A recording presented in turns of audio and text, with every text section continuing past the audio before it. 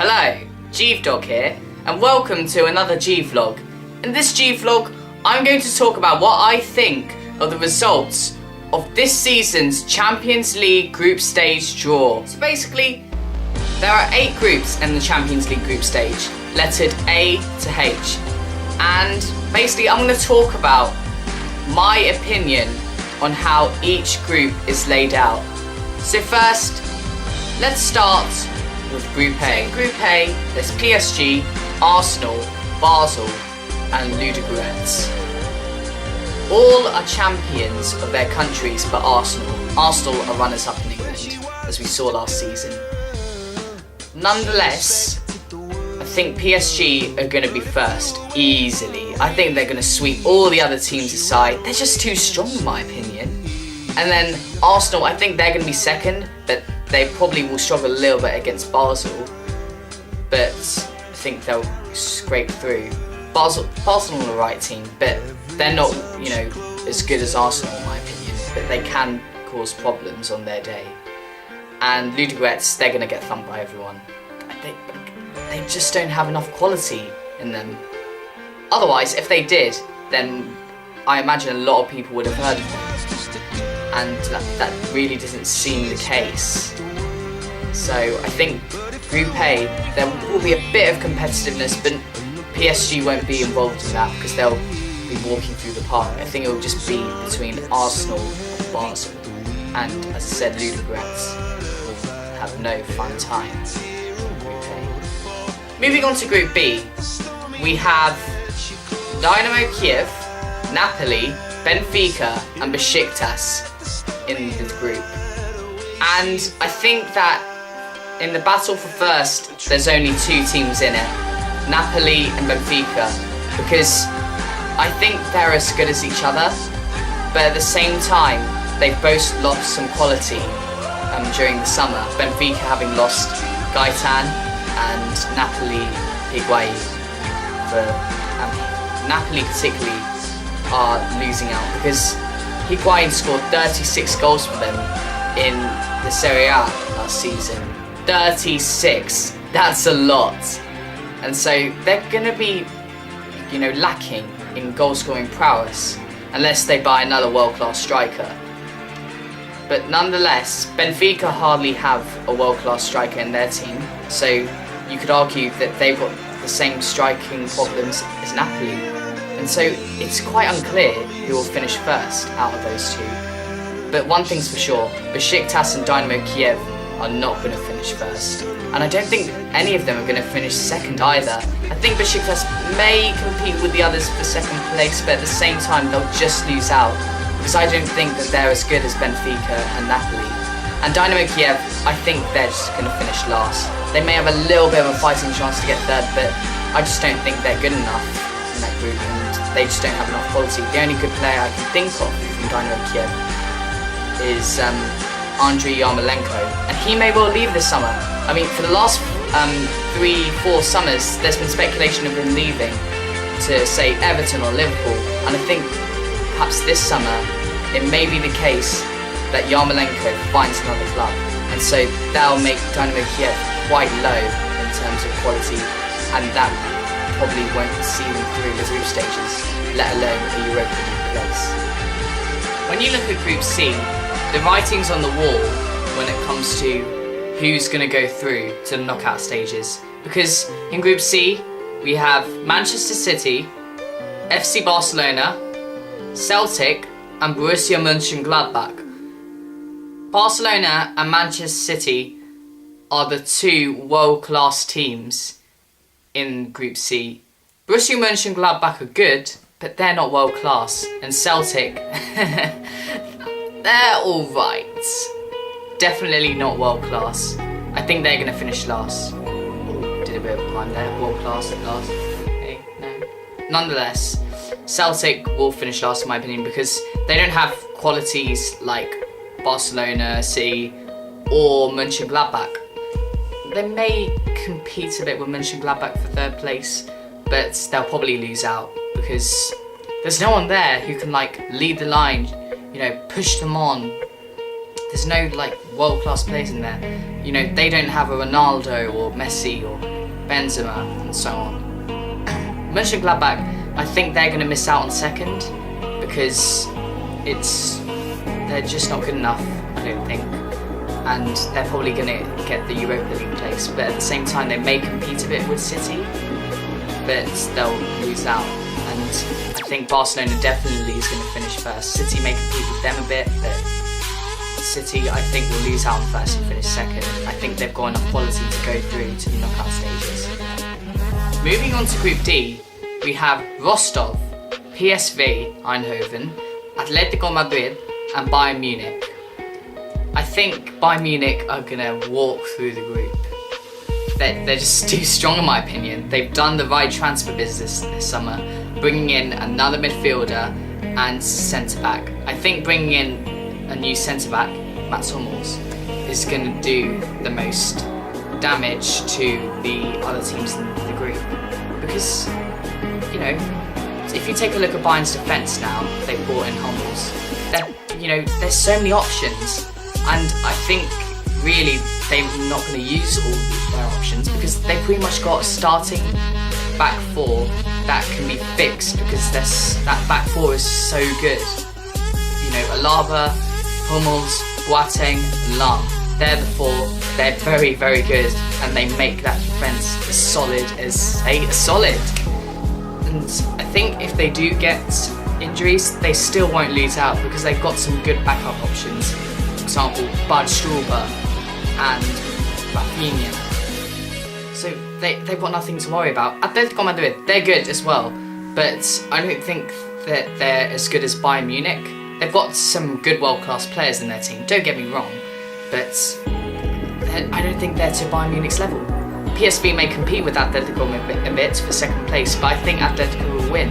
Because over the years, PSV have lost some good players. One notable example, Memphis Depay. And Rostov, no one's heard of them. And to be honest, I haven't heard of them. And they sound like a rubbish team, and I think they are a rubbish team. And they're going to finish last easily. They probably won't gain any points. They may get thumped 8-0 by Bayern Munich or something like that. And there may be a similar story with them and Atletico Madrid. And so I see Bayern Munich and Atletico going through to the next round. There may be a bit of competitivity in the group, but Bayern Munich and Rostov will not be involved in it. It'll just be between Atletico and PSV. I've talked about some teams possibly having a walk in the park when it comes to their groups, but in Group E, in my opinion, there's going to be no team having a walk in the park. Because in Group E, there's Spurs, Bayer Leverkusen, AS Monaco, and CSKA Moscow. The reason why I say there's going to be no team having a walk in the park is because Spurs, Leverkusen and Monaco are very similar in terms of quality in my opinion. The reason why I say this is because if you look at Spurs' attack, you've got Kane and Janssen. They make a good partnership and they provide options as well. You could have Kane starting and Janssen just getting subbed on later or the reverse. And both provide, some good, attributes up front. Okay, perhaps they're of the same breed, but with Janssen, I believe you have more physicality, and with Kane, you've got more accuracy. And then moving on to Leverkusen, they've not got 2 strikers, they've got like 5, 6, 7 strikers, because this summer they signed Kevin Volland, and before that they already had 3 proper first team strikers, Mehmedi, Hernandez and Giesling, and now Volland makes that 4. And I said 5, 6, 7, that's because they've got some wingers who can play up front and they can play well up front. One example of a winger who can play well up front is Karim Bellarabi. Nonetheless, Monaco too have some good options up front, but Falcao is not one of those options. He is past his prime. Man United and Chelsea loans have ruined him. He's no longer the 30-goal striker we used to fear when he was at Porto and Atletico. He's ruined. His career's essentially over. And so he won't be providing the threat for Monaco. I believe that the fullbacks of Monaco are going to provide a threat, Fabinho and Mendy, as well as the wingers. I mean, Carrillo's good when it comes to providing a threat, as is Bernardo Silva. Bernardo Silva, such a promising winger, and he is going to score some deadly goals. He may well score some goals that defeat Spurs and Leverkusen, and that may well put Monaco at first. But then you think about Leverkusen, they could just put on one of their 7 strikers and just punch Monaco out of the water, and they could do the same to Spurs. And then if you look at Monaco's midfield, they got Moutinho. He can pass the ball around, be like their Portuguese Fabregas. And then moving on to Leverkusen, they've got Lars Bender, who can stay as the rock in midfield, stop attacking midfielders and strikers from going through.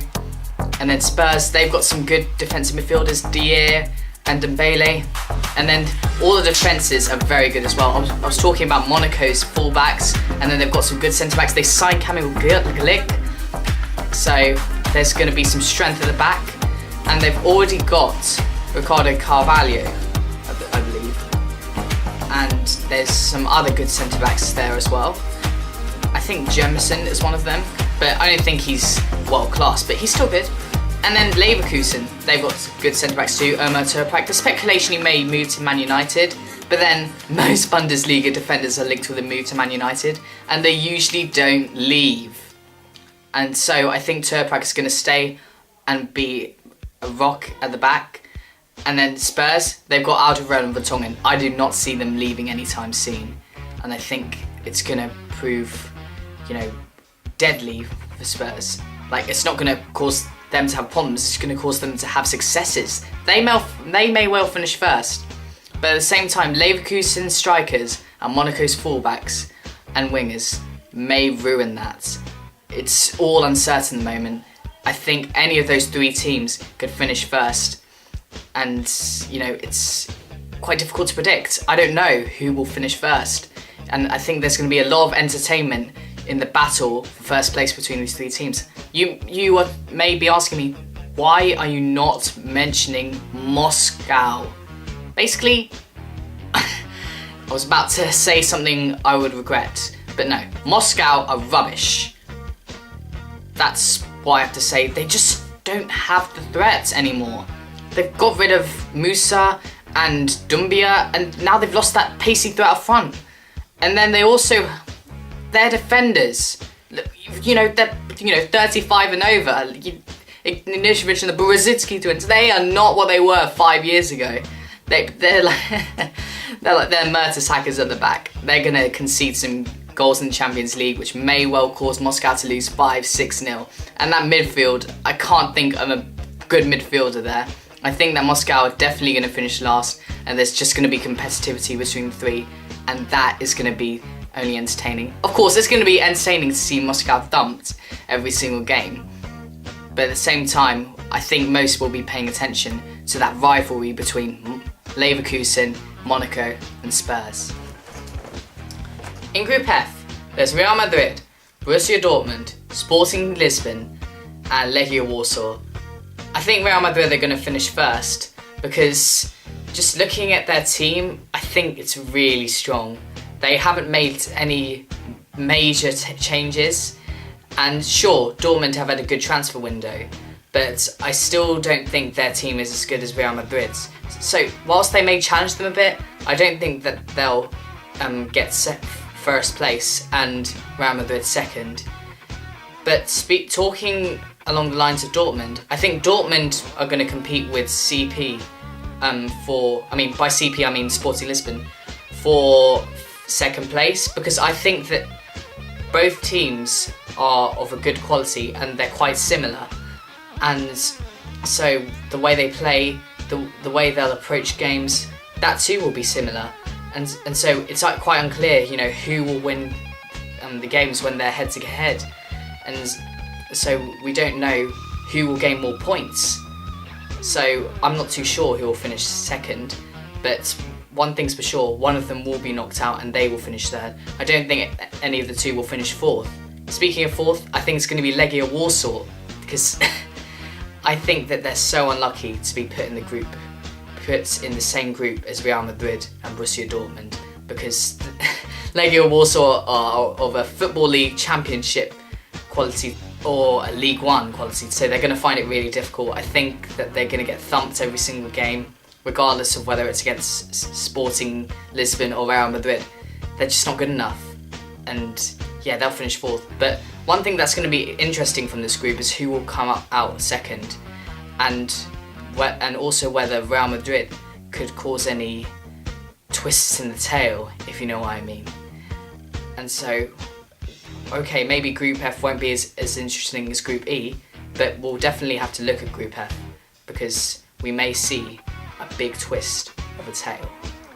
In Group G, it's going to be Club Brugge, Leicester, Porto and FC Copenhagen. Now personally, I think that Leicester have had a good 2016. First, they realised that they've got 2 top-class players in Vardy and Mahrez. Three, including Conte, but now he's left. And then 2, they win the Premier League title. 3, they qualify for the Champions League. And now 4, they're in the Champions League group stage and they're drawn against somewhat easy teams. I think that they're going to be able to beat Club Brugge and FC Copenhagen easily, twice. So at their grounds, at the grounds of Copenhagen and Brugge and the King Power, it's going to be a walk in the park to beat those teams. They may struggle a bit against Porto, but then at the same time, Porto can mess up sometimes. Okay, they beat Chelsea last year in the Champions League group stages, but then they also lost against Chelsea, I believe. They did. And so they may well do the same against Leicester. They may beat Leicester but lose against Leicester. And so Porto may well end up finishing second and Leicester first. I think that's how it's going to be, because I didn't see Brugge and Copenhagen in the second round. Do you agree with me? Drop a comment down below. But, you know, it could go either way. Porto may well finish first. It's not certain. This is my opinion. I think Leicester personally are slightly better than Porto, and so they're going to finish higher than them. And I think Leicester are very, very lucky. And lastly, Group H. In Group H, it's going to be Juventus, Sevilla, Olympique de Lyon, and Dynamo Zagreb. Now, I don't know a lot about Dynamo Zagreb, but one thing I know is that they always produce good young players and then sell them on. A good example of a good young player is Alen Halilovic. He went to Barcelona, but now he's at Hamburger Serval. I'm not too happy about that transfer from Barcelona to Hamburger SV, but at the same time, it may well be for the best, and we may see Halilovic back at a big club. Nonetheless, enough about him. Let's talk about Zagreb. So, I don't know a lot about them, but at the same time, I think they're going to finish fourth. They don't have a lot of good quality players in their team. They've got Angelo Enriquez, a former United striker, but I don't think he's going to do enough. I don't think he's Champions League quality, and I don't think the other players in Dynamo Zagreb are of Champions League quality.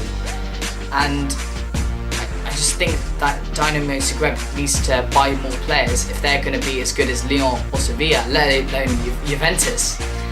Now, speaking of Lyon or Sevilla, I think they're going to compete for second place, because I think they're very similar to each other in terms of ability. But if Lyon lose Lacazette, then I think Lyon will definitely finish third, because they'll lose that goal-scoring threat. Sure, they've got Fekir, but I think of Fekir more as an attacking midfielder or winger rather than a striker.